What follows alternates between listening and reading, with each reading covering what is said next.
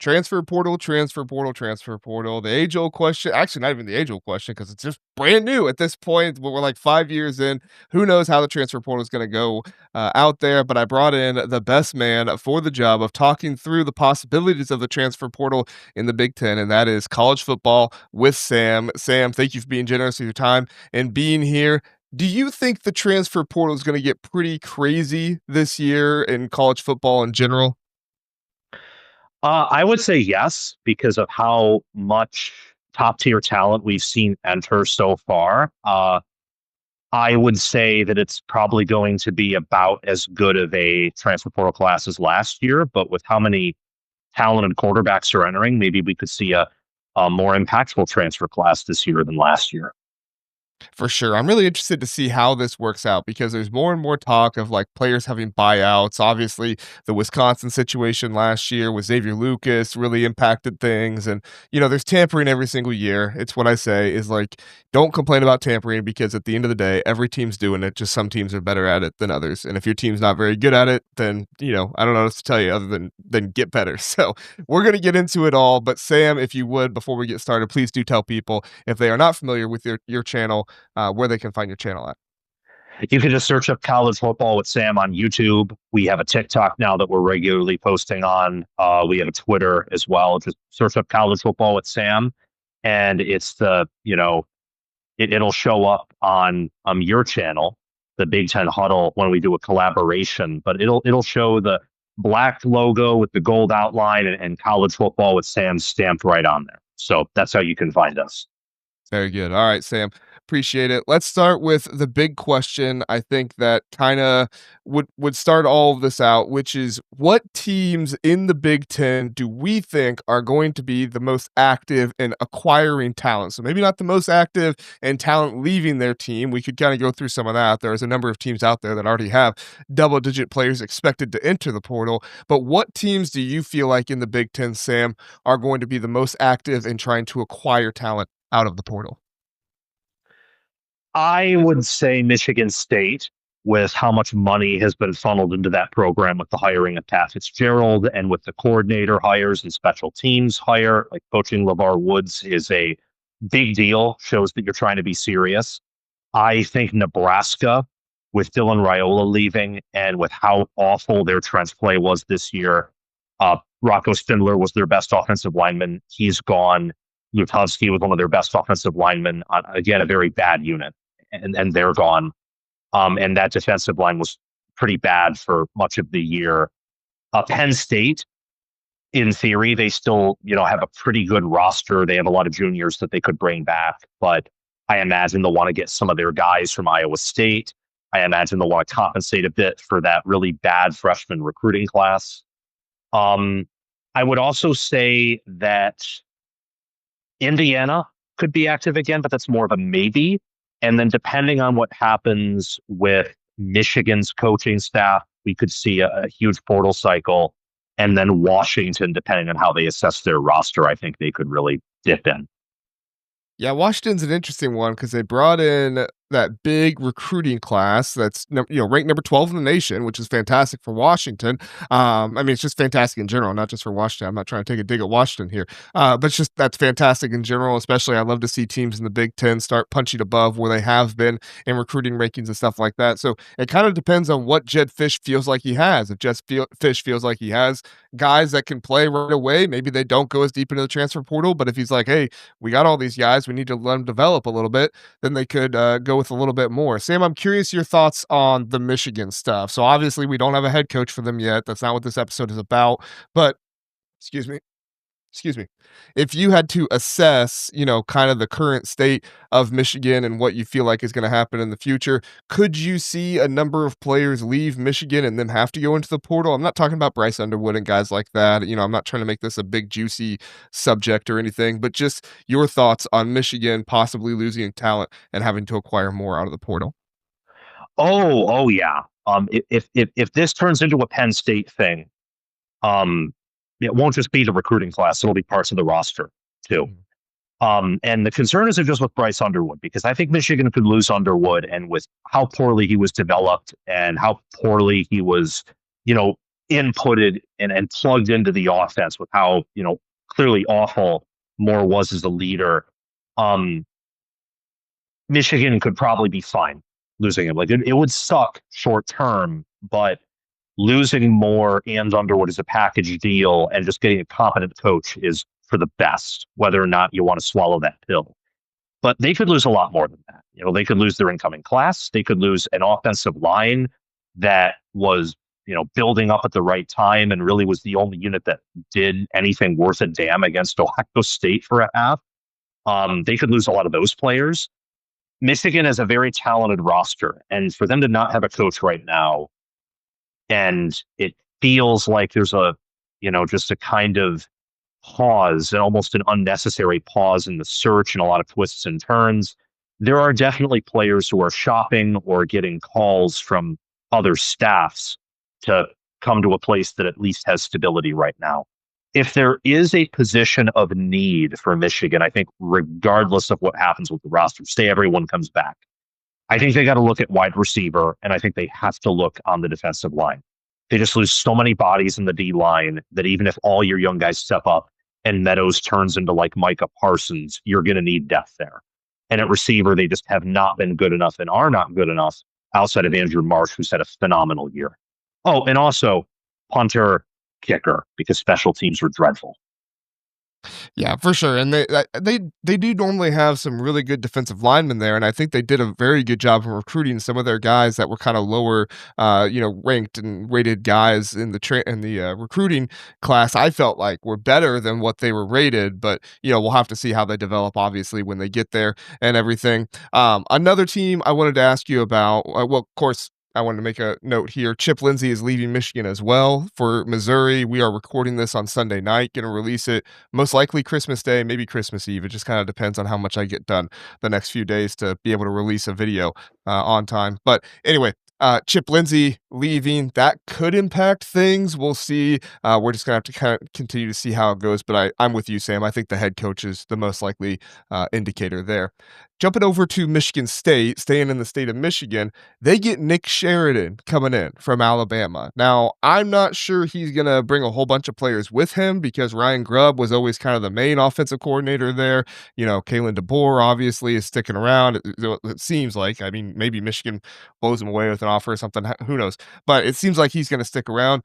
There's been a lot of chatter about Keelan Russell and how Nick Sheridan was the primary recruiter for him. And, some Alabama fans say, no, he wasn't all that close with them. And some media say that they were extremely close. Could you see a possible Keelan Russell to Michigan State situation with more stability, more money there, and Nick Sheridan coming in, being the offensive coordinator and, probably being the quarterback coach as well?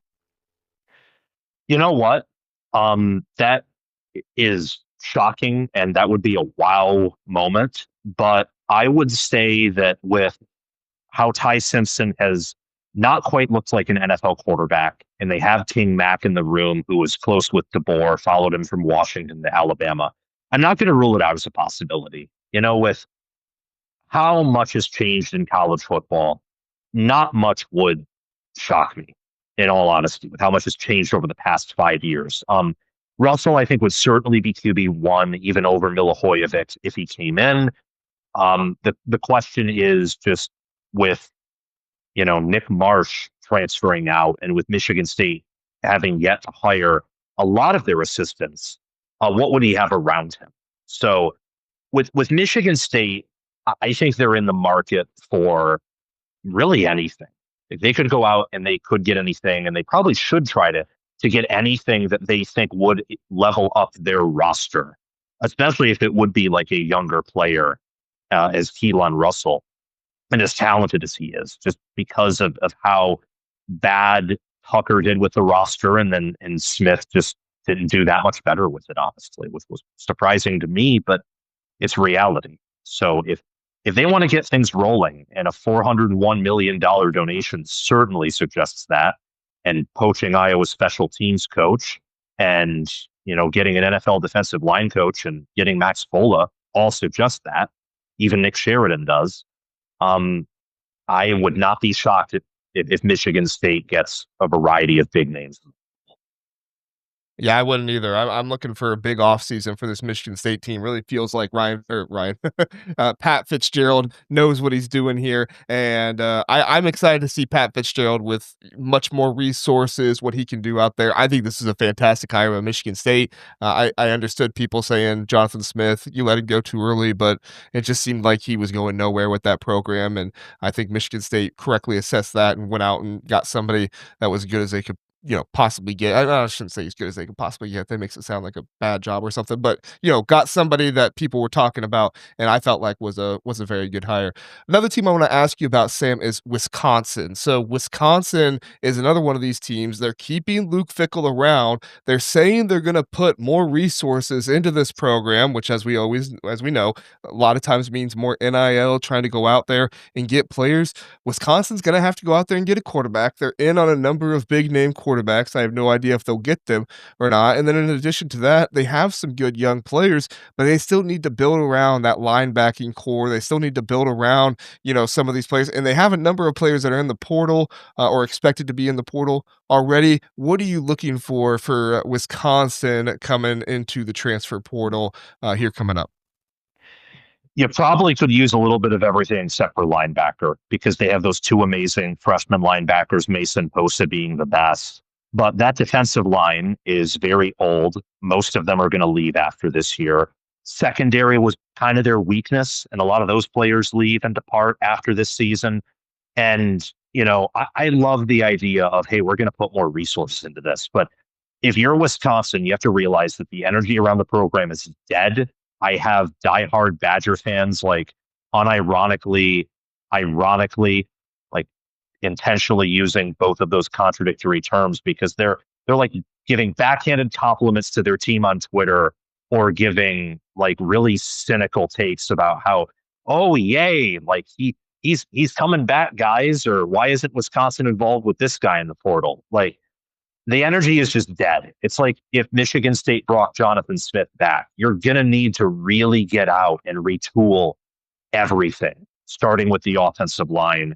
And when you have players such as Trech Kekahuna or Sebastian Cheeks or Christian Allegro leaving, and I get most of those guys, like those linebackers that left aren't as good as the younger players, or they don't have the same, lifespan or life cycle. And I understand Kekahuna isn't this elite wide receiver, but those guys have been a part of this program for years and eons and were key contributors. And I just wonder if Wisconsin is really going to get more out of the portal that offsets any potential losses they have, because they have some really good players who could also just leave, seeing what's likely the road ahead, being Fickle fired after next year. So they're going to need to do a whole lot in the portal, and they're also going to need to retain their key players. For sure, and that offensive line is so very important for Wisconsin. It's important for all these teams out here to make sure they solidify that.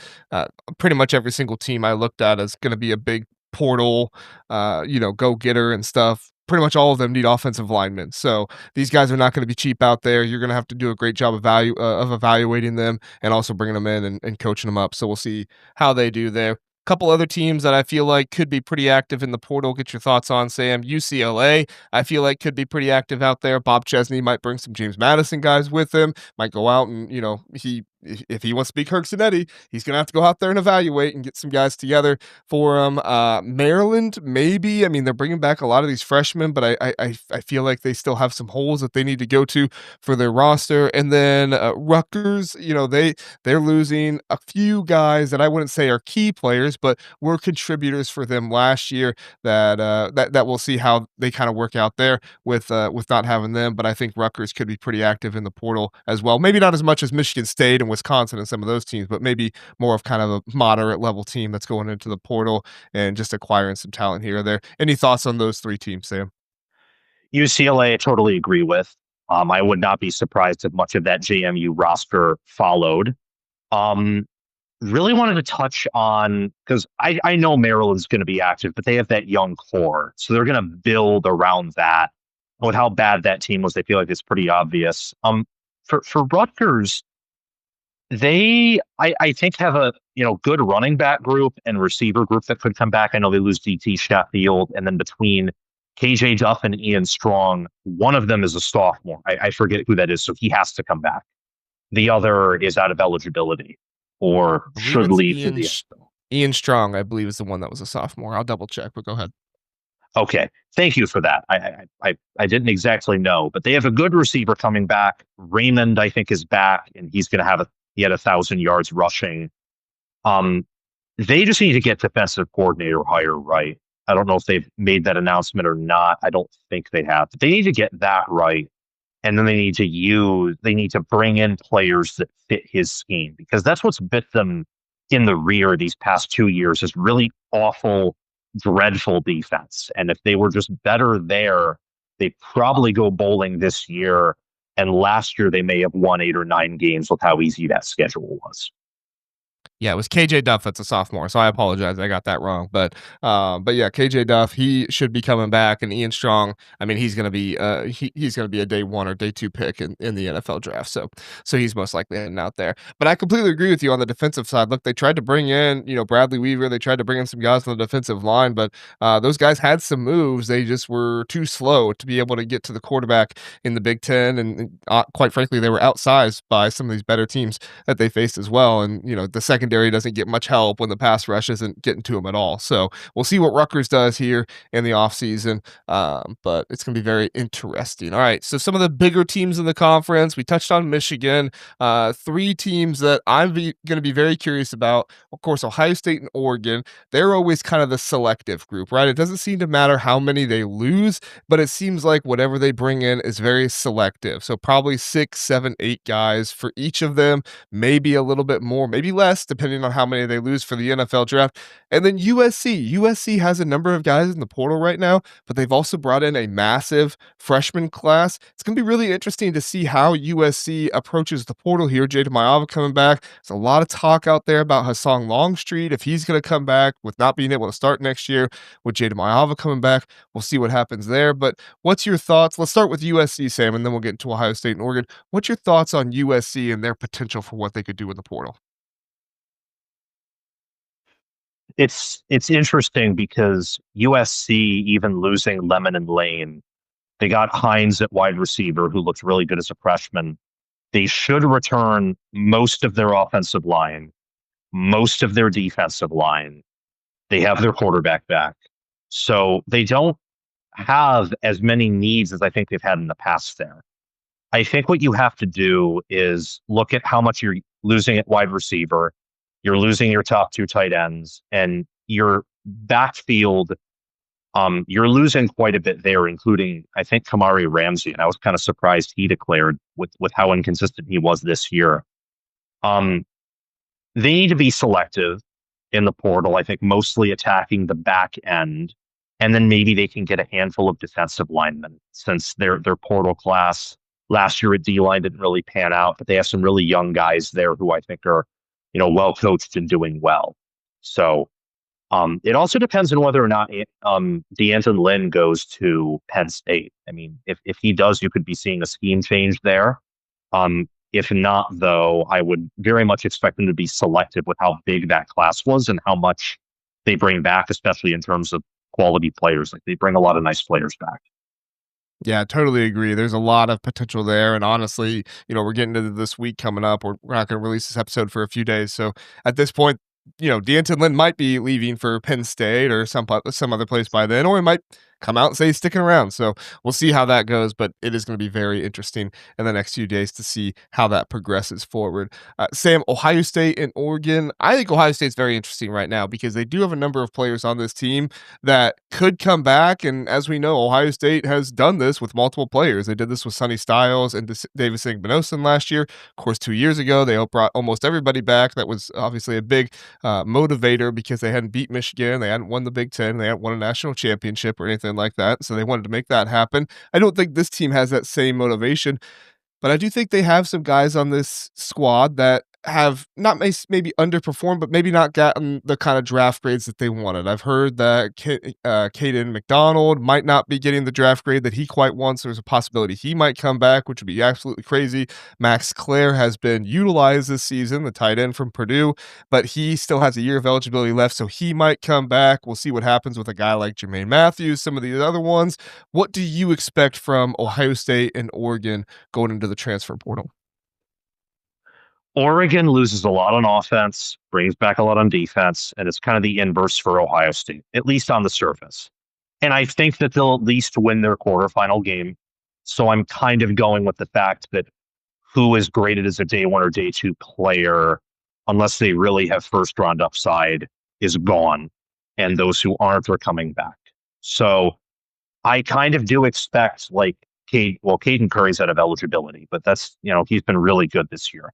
I kind of expect, McDonald, both the linebackers, Downs, Igbinosun, and then Lorenzo Styles Jr.'s out of eligibility. So that's a lot of players on defense. Maybe more could go, but I am expecting some of them that have eligibility to come back, as you mentioned, especially ones that haven't received the grades that they could. On offense, you're only going to lose Carnell Tate and Will Kazmarek out of eligibility. I would like to see Ohio State probably go in the portal to get a guard or a tight end who can play at a high level. The offensive line, I've always thought that next year was the year for the line. Never really thought this year was going to be the year. They're going to bring a lot back, but it would be helpful if they could raise their floor at guard, as Shabola's been an issue. And then at tight end, Kazmarek's their best blocker. And it would be helpful for them to have another really good, effective blocking tight end. But outside of that, just supplementing on defense and making sure they can perform at that high level. For Oregon, I would say receiver, like DeCorian Moore is going to come back. Jeremiah McClellan is, but you may want to supplement there, especially if Evan Stewart decides that he wants to go pro. He could also come back. I would look at quarterback because I'm assuming Dante Moore will leave. They probably have the money, and he might have enough of a connection there to where he says, screw it, like Drew Aller did. Aller would have been picked in the first round. And Moore maybe decides, okay, I want to win a title if they don't win one this year, and he comes back. But I'm assuming he's going to go because of how high he's been projected to go. So I think that, yeah, they're going to need to be in the market for a portal. And then they're also losing their kicker and their punter. And I think their nickel is an important position on that defense. So with Canady gone, you'll probably want a really good fifth defensive back. But these programs have recruited and developed at such a high level that I give them benefit of the doubt. They could do not that much in the portal. And as long as they bring in quality guys, there's absolutely no worry. Yeah, and them losing both their coordinators over there in Oregon with Taj Lapoy and Will Stein is also going to possibly impact things. I've heard the rumors that most likely they're just going to elevate their co-offensive coordinator and their co-defensive coordinator to those main roles there, but obviously that's not been confirmed yet or anything, so we'll see how that goes. Sam, I think we pretty much hit on everything here, so the last thing I'll ask you about is the juicy question with Oregon. If Dante Moore does leave, which I'm with you, I assume he will, they've had some quarterbacks that have been connected to them a little bit. Sam Levitt, DJ Lagway's been mentioned, Dylan Raiola's been mentioned. I don't think that's going to happen personally, but you never know. Are any of these quarterbacks that are in the portal that have been kind of tied to Oregon a little bit? Do you think, Oregon should go after more than others, or what are your thoughts on the possible portal addition at quarterback for Oregon? Levitt, he's mobile. So he fits what they've always had, a little bit of mobility. You can at least run a zone read, which Raiola can't. He just does not have the speed to do that consistently. And I think Levitt probably has the best attitude and best film of any of their potential options. I mean, Lagway and Raiola, I understand he has played in tougher conferences, but they also, especially Lagway, had better supporting casts. And they kind of left to their team. I mean, their decision making is not the greatest. Like, Raiola, if you really only cared about development, for example, you would have probably never committed to Nebraska. Like, honestly, let's be real about that. And then he enters the portal. And I don't know where he's going to go. And he has some problems holding onto the football for a bit too long. And that could be an issue when you're replacing both of your tackles, as Oregon is. When you look at DJ Lagway, you stayed around for Billy Napier. You went to be coached by Billy Napier. That's not a good decision. And then you leave when they bring in Buster Faulkner and John Summerall, who are clearly upgrades. And he had a lot of issues this year. Levitt, when he was healthy, didn't have as many issues as this year. They lost Scatabo, the heartbeat of that, offense. And we saw him against Texas Tech, like the best defense that any of those two QBs have faced all season long. And he was able to do well, and he assisted Arizona State to a win. And he's mobile, and he is from the West Coast. He's from out there. So I think that one makes the most sense for Oregon is Levitt. Yeah, I was gonna add that as well, that, Levitt is from out there, and, I don't think he even got offered by Oregon or Oregon State, which was always interesting because he went out there to Michigan State, which is where Jonathan Smith from Oregon State went out there, and then he transferred out, which I always thought that was a kinda crazy situation, which, by the way, if you look at the Michigan State quarterback room back in the day, they had Caden Hauser, who had just had a good year at ECU. They had Sam Levitt, who's been to the college football playoffs. It's just kind of a crazy situation with all that, but, all right, Sam, thank you so much for your time. Is there anything else Big Ten portal-wise that I did not ask you about that you wanna comment on before we get out of here?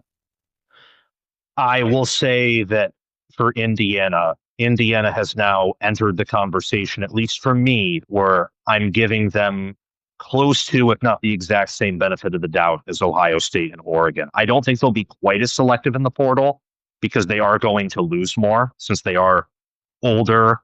I think than both Ohio State and Oregon, and they've had a really, really good year. But they also do bring a good amount back in the backfield, some on the defensive line. They will bring back three of their guards, at least three or two out of three, because who knows, maybe one portal's out, that have all played this year. They will bring back Charlie Becker. I imagine Omar Cooper Jr. could stay for another year.